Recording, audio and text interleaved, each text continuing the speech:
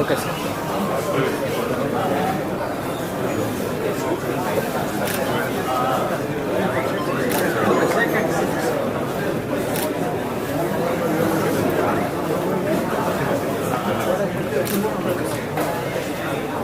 Okay.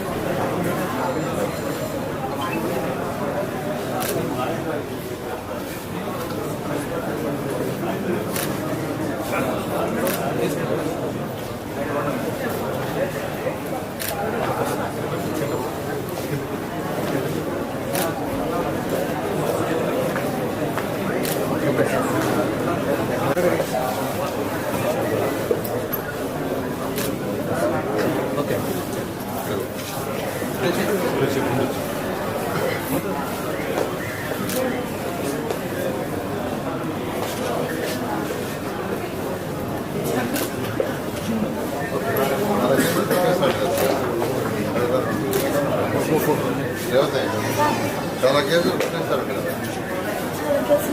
కొట్టేశారు అది ఇవ్వాలా పాత డిస్కస్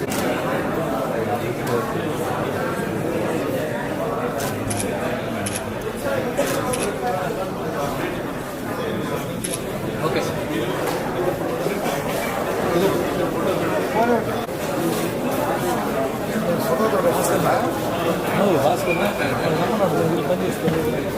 సార్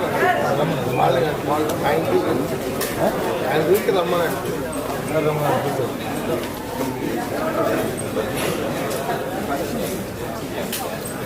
వాయిస్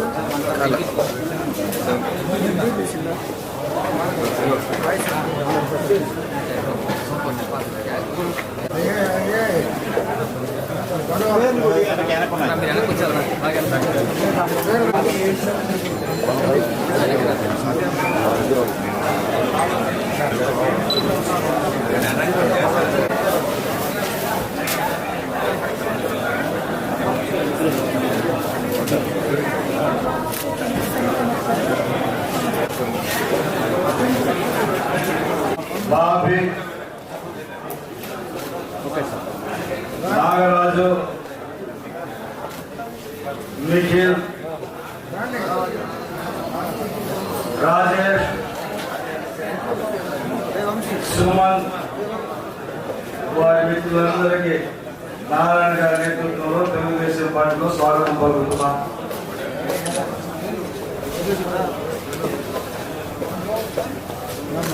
ఓకే.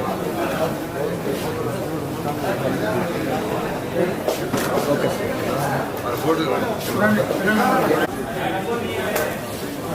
బాగా క్లోజ్గా రండి.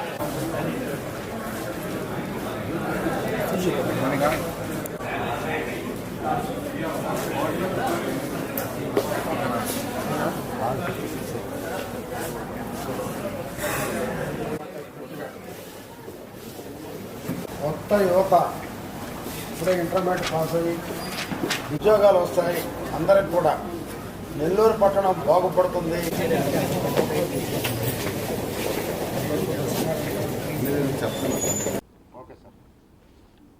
అందరికీ నమస్కారాలండి. ఈరోజు అనేక మంది యూత్ తెలుగుదేశం పార్టీలో నెల్లూరు సిటీ నుంచి చేరారు. వాళ్ళందరినీ హృదయపూర్వక ఆహ్వానిస్తున్నాను. పాత కొత్త అందరం కలిసి వర్క్ చేయటమే ధ్యేయం.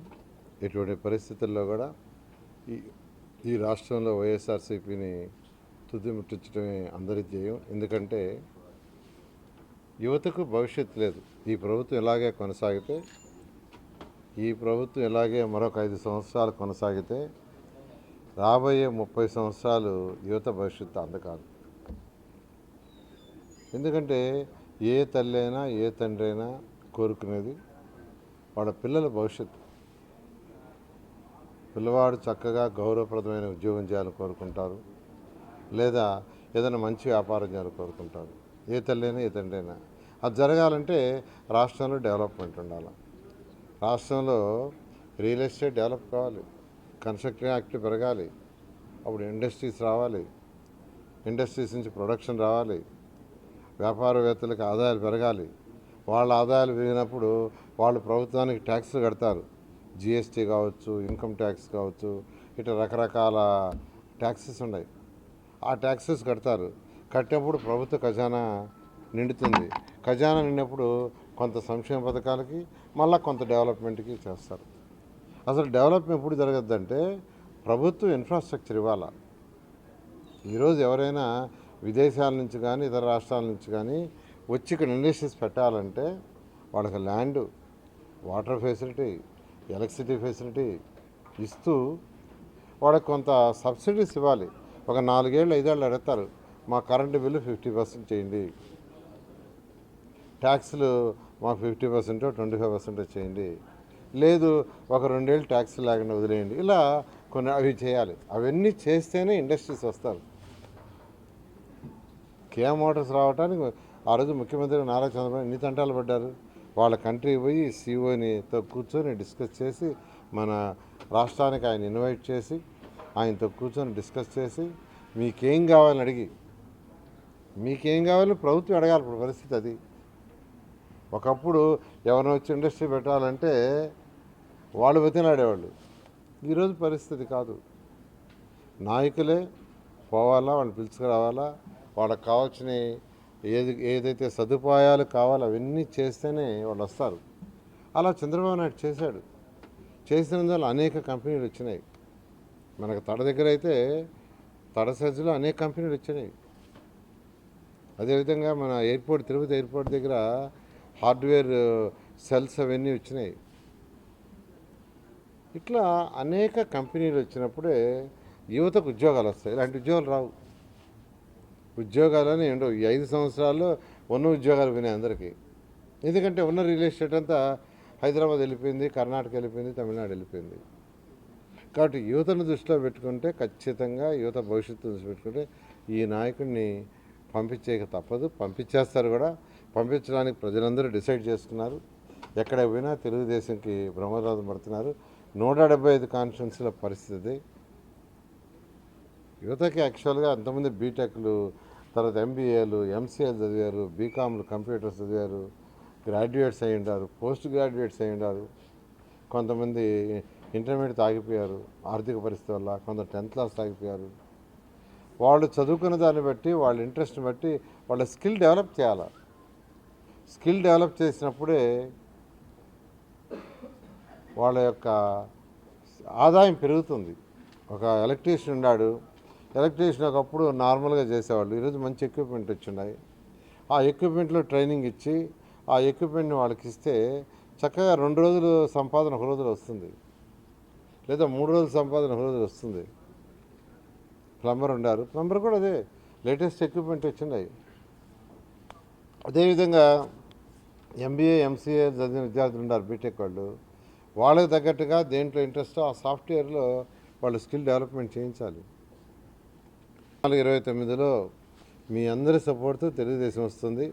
పర్టికులర్గా నెల్లూరు కార్పొరేషన్లో, నెల్లూరు సిటీలో ఖచ్చితంగా నా కాన్సన్ట్రేషను ఆ యొక్క స్కిల్ డెవలప్మెంట్ మీద, యువకులకు ఎక్కువగా స్కిల్ డెవలప్మెంట్ మీద. వాడు చదువుకున్న చదువుని బట్టి, వాళ్ళ ఇంట్రెస్ట్ని బట్టి, లేదు చదువులోనే కావాలా, మేము గ్రూప్ 1 కావాలా, గ్రూప్ 2 కావాలంటే దానికి తగ్గట్టుగా కోచింగ్ ఇప్పించడం, లేదు మేము ఉద్యోగాలు చేస్తాం, సివిల్స్ చదివిన వాళ్ళు మేము ఎల్ఎన్టీ షాపింగ్ అలాంటి కంపెనీలో చేసుకుంటామంటే ఆ విధంగా ట్రైనింగ్ ఇప్పించడం సివిల్ మెకానిక్ వాళ్ళకి.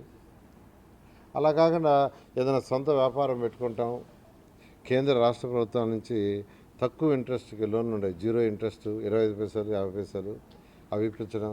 అవి ఇప్పించాలన్నా వాళ్ళు స్కిల్ డెవలప్ చేయాలి.